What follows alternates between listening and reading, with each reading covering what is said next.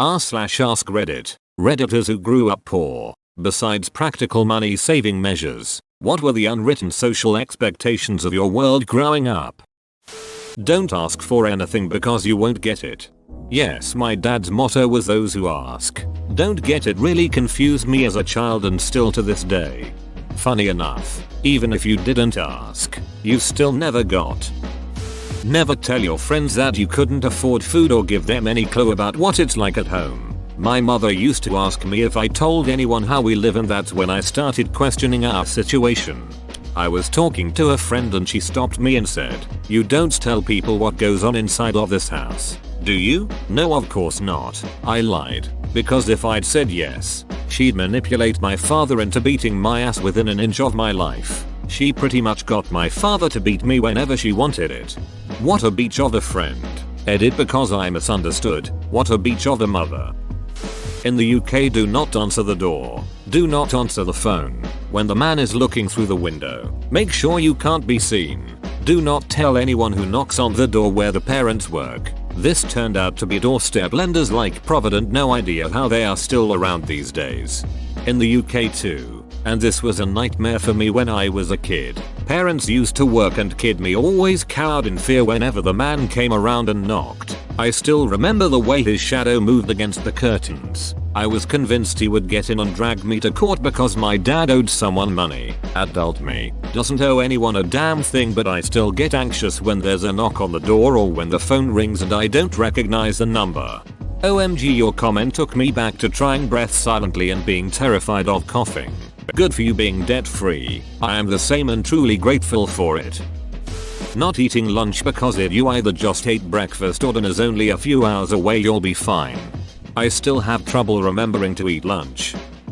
We weren't allowed to do any kind of extracurricular activities, so no instruments, no joining any kind of sports or Girl Scouts or anything that required an upfront investment for uniforms or the season. Walmart shoes. My dad once said I wasn't really in need of glasses, that I just wanted to look like all my four-eyed friends. LOL. Spoiler alert. Totally needed them. Off-brand everything. This makes me sad for the extracurriculars. It's insane how much money you need for sports and instruments. Even buying used. They're so good for kids and should be available to everyone. Where I went to school, a lot of the extracurriculars had grants where the rest of the parents would pitch in to pay the fees of the families that truly couldn't afford it. It was an economically diverse school with a pretty even distribution of families from food stamps to millionaires. Keep your hair brushed, your clothes clean, and be articulate and polite in all circumstances. We were not going to be trashed just because we were poor. Also, no wearing ripped jeans, even if it's the style. We're not spending money on new pants that look like old worn out pants. This made me so mad. I always blew holes out in my jeans because I was a rough kid and would fall and play hard. My mom would always find my jeans with holes and cut them into shorts without asking me. I always thought the jeans with holes looked cool. My mom was a seamstress and decided one day to cut all of the torn up hems off my pants and replace them with cool neon colors back when raggedy hems was the cool thing. I was so mad. AC was only for company. I lived in Florida and didn't know I could use the air conditioner without having someone over until I moved out of my parents' home. Shit, even our company had to sweat their asses off with us. We placed a bowl of ice cubes behind a fan, LOL. If someone buys you food at a restaurant, order as cheaply as possible even if they tell you order whatever you want. Used to get death glares from parents if I ordered something $10 or over at a place where average prices was $10. If you can get a burger and fries for $8, you better be eating a burger. I grew up solidly middle class, but I always do this if someone else pay for the meal. I just hate it when people spend too much money on me, it makes me feel guilty. Difference between you choosing it and it being forced on you. When I was visiting my grandma for her 90th with my mom, her bill took everyone to a really nice place and I nearly melted down cause everything was well over 10 and I was in a panic. Don't do anything bad or illegal, but if you do, don't get caught. Bail is expensive, lawyers and court fees are expensive. And synonymously never call 911. The police and only go to the doctor when it's needed. Edit. The definition of needing is widely different for poor people. Edit 2. Can you guys please lead worse lives so a comment like mine doesn't affect you as much, and I don't have to deal with feeling powerful with how much karma I have. I am absolutely begging you at this point, which I can see how ironic that is. Sarcasm. Never see a doctor or go to the emergency room unless you are actually dying, and if you touch the thermostat you will be dying. Nothing wasted. Mum had a dish called mixed up stew, which was basically a little minced beef, mashed potatoes and any leftovers from the fridge. Good menu planning. She never called it that, but one meal led to the next with last night leftovers included. Failing that, she always had a soup on the go using bones from chicken, dried barley and, yet again, leftovers. Thing is, they were all delicious, but that could be me just remembering her fondly. Edit. Thank you to all those who liked the post or gave awards. You are all very kind. To this day I am still confused by people who seem to hate leftovers. It comes up a lot when there's a discussion on whether it's cheaper to cook versus eat out. People who find it expensive to cook want something fresh and brand new every day, whereas I'll make a lasagna, about 6 portions, freeze it and have it whenever during the week month. It confuses me even more when that person is British, considering how popular pre-made frozen food is here, and how many people find themselves at Frankie and Benny's, probably our version of Olive Garden, or TGI Fridays. I understand that cooking takes time and effort, which is why it doesn't make sense to me to throw away leftovers or not make a little bit extra. My partner and their family hate leftovers. I think it has something to do with how they've generally always had money growing up. I wouldn't call them rich, but they were comfortable. I was so surprised my first Thanksgiving at their house when they organized the meal to have bare minimum leftovers. To me that's the whole point of Thanksgiving. You have leftovers for days so you don't have to cook and get to enjoy at minimum 2 meals of Thanksgiving food. I grew up in a trailer. In 4th grade, a girl was having a birthday party and needed addresses for invitations. The next day she told me her parents uninvited me because I lived in the trailer. That was a new thing I learned I was supposed to be embarrassed about. I guess just expecting to have to deal with other people's shitty parents sometimes. Edit. Thanks for all the replies and awards. I really thought this comment would get lost in the thread. I'm 31 and I still think about this all the time, and it puts me back in that small place all over again, which I know is silly. Stuff just sticks with you sometimes, you know? Actually felt good to sort of get it off my chest though. I've read all the replies and see all of you. We can make our own little trailer park smiling face. I feel this in my gut. I grew up feeling ashamed and a lot of times not understanding why adults were way meaner than kids ever were. I work with kids because I want to make sure that all of them know they are worth it no matter what is going on at home. I remember other kids' parents not wanting me over because I was always hungry. I remember the same parents being upset when I started going to the gifted program with their kids too. Beach, I'm ducking 9. You're a goddamn doctor. I just want to cut down trees with your son and spit a Pop-Tart. You never brought the field trip permission slips home because you knew better than to make your mom feel guilty she couldn't pay the $5.20 fee to let you go. That's one thing my dad wouldn't let us miss out on. Even during the recession he got upset I hadn't told him about a field trip. He was willing to shell out money for my senior trip to Disney World, but I refused. I knew about our situation by then.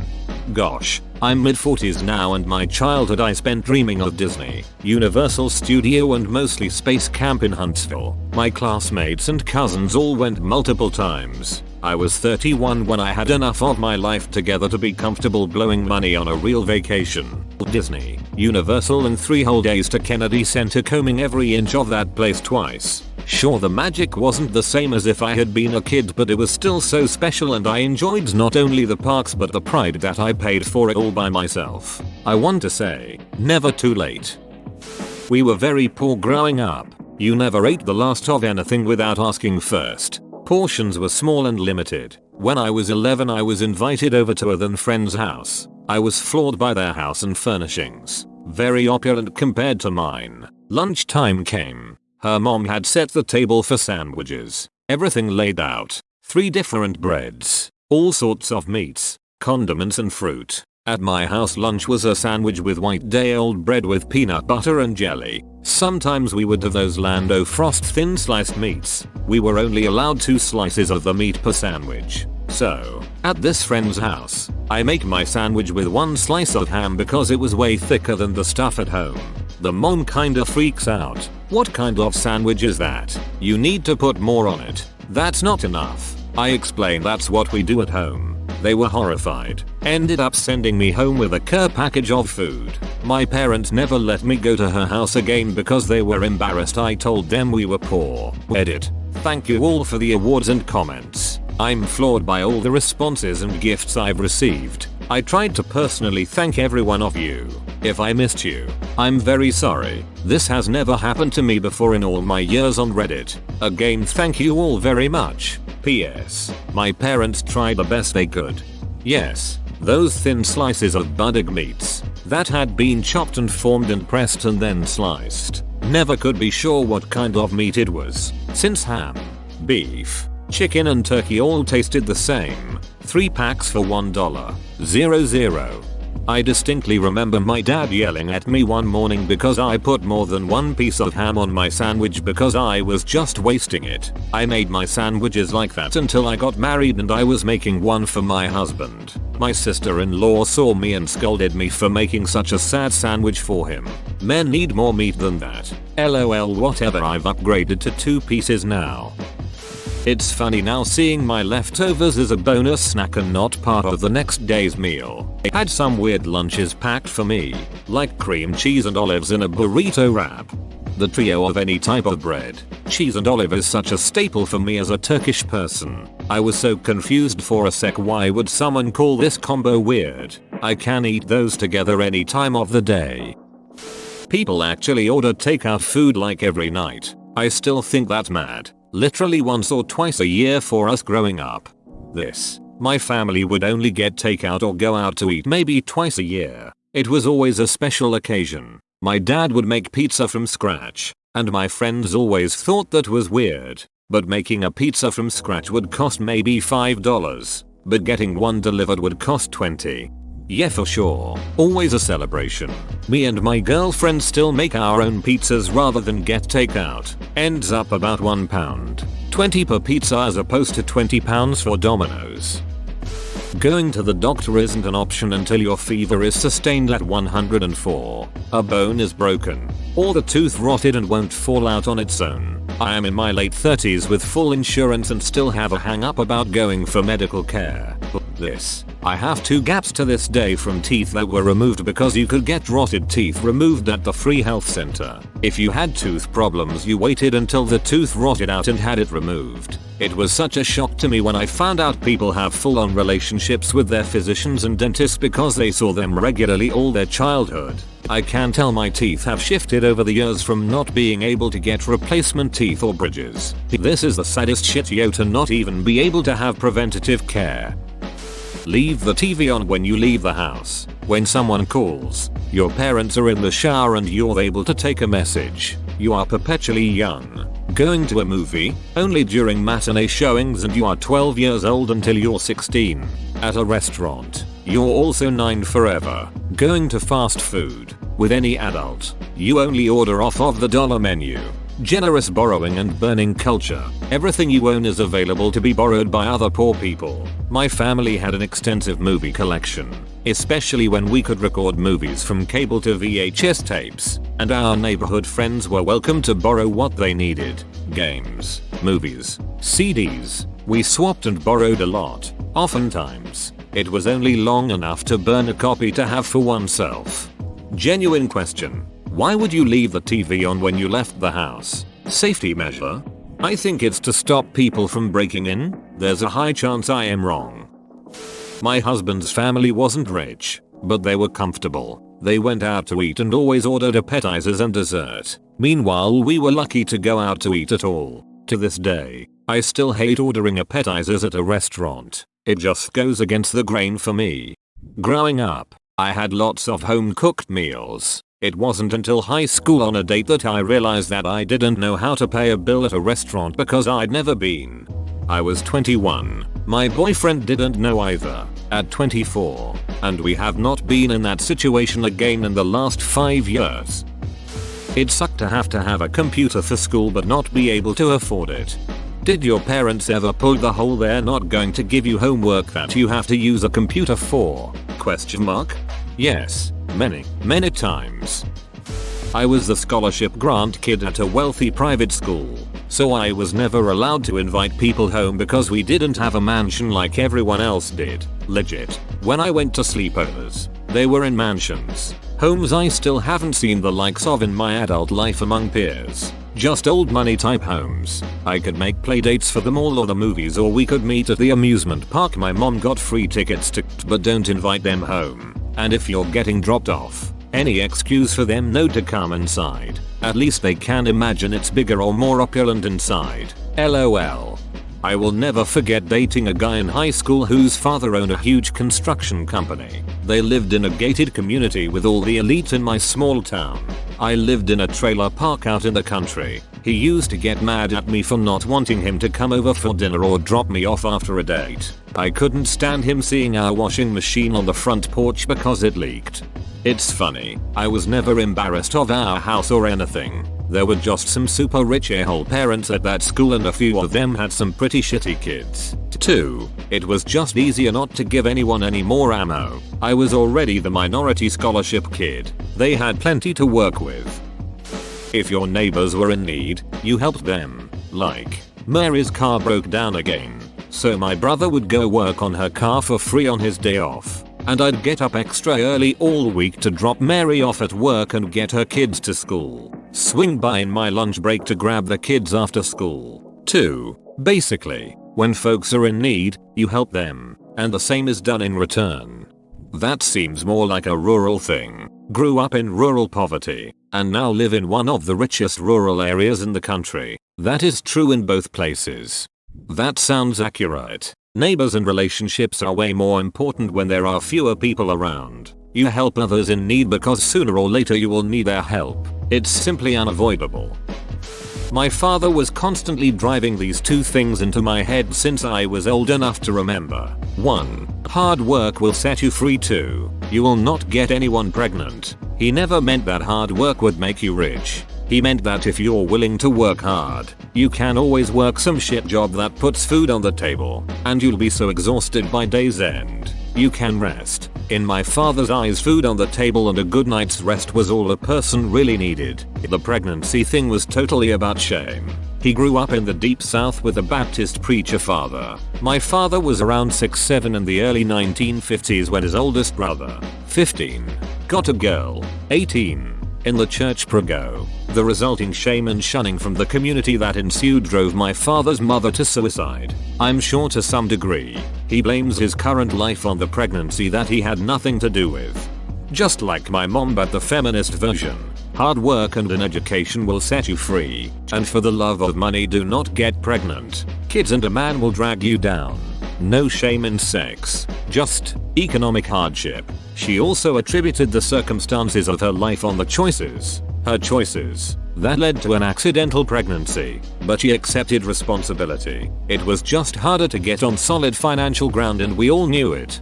For me it was as a girl, the only independence you have is financial independence. You can't rely on a guy to keep a roof over your head, and it will ruin your relationships if you are forced to rely on a guy through poverty. Not getting pregnant accidentally was a huge part of that.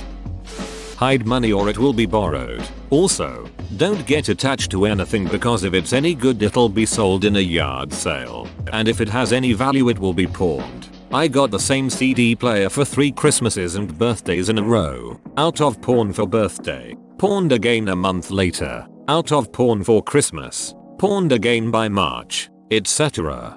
I drew all over my PlayStation after getting it out of pawn for the second time. My parents had pawned it the first time after asking me if they could. They promised me all sorts of stuff, like new games and treats when they got it out. That didn't happen. The second time they pawned it, they did it while I was at school. They didn't even tell me. They just waited for me to go into my room and see that it was gone.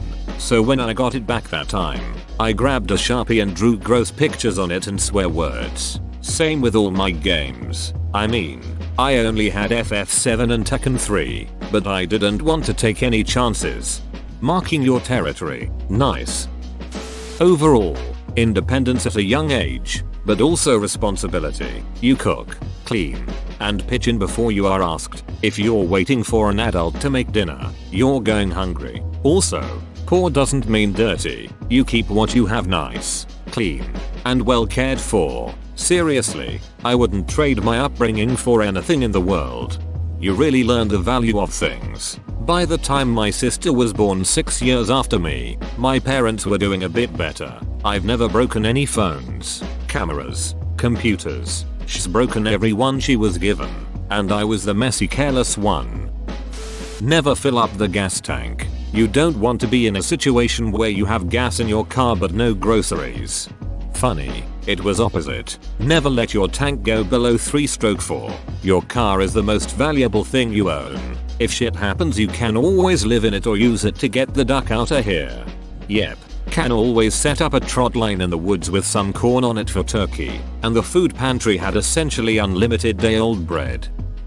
I am the second of 8 kids of high school dropout parents. It doesn't matter if you don't like the food, clothes, shoes, toys etc. Take it, say thank you and be appreciative. You can do anything you want. As long as it's free, you will survive. If someone needs it more, let it go. Never tell anyone you are hungry or need something. It makes you seem weak and needy. The second you become working age, 10 plus, you will help with bills. You have no choice. Your money is everyone's money, which is fine, until you realize the new tattoo mom has and dad's new TV. Edit. Thank you for the conversation and awards. I am happy to hear a lot of us who struggled are doing so well and have even tried or succeeded in repairing the relationship with their parents. I hope you all have a great life and a beautiful day. Edit 2. Thank you all for the awards. I really do appreciate the love. I hope you all have bright and beautiful lives. Until you realize the new tattoo mom has and dad's new TV. Had an uncle and aunt like this. They'd often call crying because they didn't have money for groceries. Mother ducker, you bought a motorcycle last week. They had this mental gymnastic where any money you gave them would only go towards the kids. Yet their own money would always go to any flavor of the weak frivolous bullshit. It's not the same money we often had the cousins over for dinner growing up. When I was young I didn't really realize it, but my dad was always preaching not to mix money in family. That's why he go over and bring them home for dinner rather than give them money. A bit older, I remember seeing my dad shouting at my uncle thinking they were alone when us kids and cousins were supposed to wait in the car. But I had went back for some reason. I had never seen my dad this mad. Still haven't to this day, only ever the aftermath of these fights where he'd be upset but stoic. I didn't even realize such rage was possible at the time. That was the week with the motorcycle thing. He left my uncle at his door and made his way back towards the car. He didn't expect me to be there. I just hugged him and told him I loved him and I was lucky he was my dad. Although probably less articulate than that. Even then I didn't fully understand by how much we were lucky to be born in that family. $Uncle is feeling sick tonight, kids. He won't be joining us for dinner, he said when we came up to the car. The following dinner was exactly the same as always, but my perspective wasn't. We never really talked about that time much, but all of us kids often reminded our parents we were lucky to have them. I mean, comparing parents probably shouldn't be a thing, but it was. My cousins, they both dropped school. She got pregnant multiple times before 18. He enrolled in the army to get away. They're doing better now, but it's like they started the game on hard while we're playing on normal. Sorry for the rant. Whoa, you made it to the end? You're a ducking beast. I'll cut you a deal. Smash like and subscribe for more curated content, bruh. It's free and that's a great price.